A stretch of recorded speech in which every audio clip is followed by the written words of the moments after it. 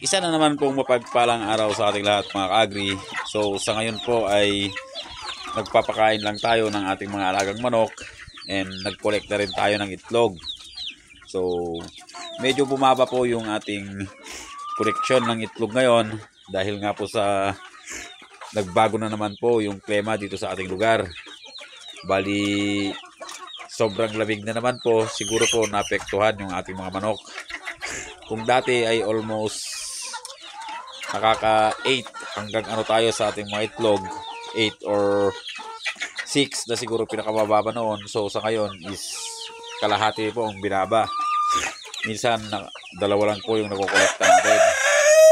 So malaking factor talaga yung pabago-bagong panahon sa pangingitlog ng ating mga alagang manok. So ayun, so wala po tayong magagawa doon dahil ganun talaga ang klima dito sa ating lugar. So tayo na lang po mag-a-adjust. And then dito sa ating mga pinapalaking mga manok dito, yung mga susunod nating mga batch ng layer ay medyo malalaki na rin po sila. So sana ay mapalaki natin sila ng maayos. Dahil nga po sa sobrang lamig mga ka-agri is may mga nagiging kaso po tayo na lumulobo yung kanilang muka. And then ito mga ka-agri is parang may bulutong siya dito sa kanyang palong. So buti nakita natin yan. So para maagapan natin mga ka-agri. So nagiging problema natin pag ganito mga ka-agri na malamig ay minsan lumulobo po yung mukha nila mga ka-agri. So sa sipon siguro yun na hindi may labas mga ka-agri. And ayun, yung bulutong is bihira lang naman mangyari sa atin. Bihira lang mangyari. Pero noon mga ka-agri is naano natin yung bulutong ay talagang lahat ng sisiw natin noon mga ka-agri is nagkakabulutong.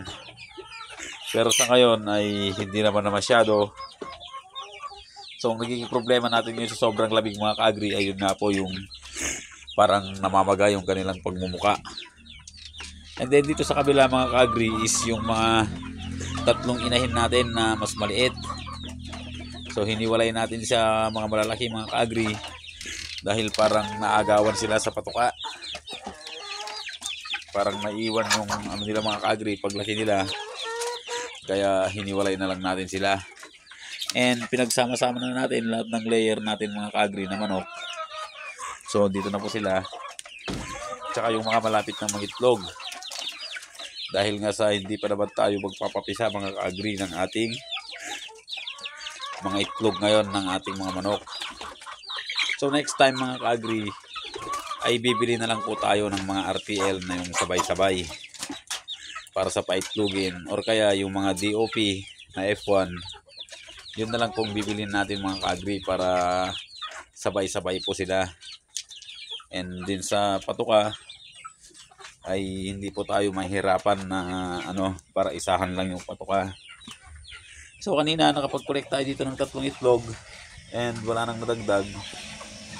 So dun sa kabila is may nangingitlog pa naman, kaya huwag na lang natin tingnan. So ayun lang po yung mga natin dito ngayon sa manukan.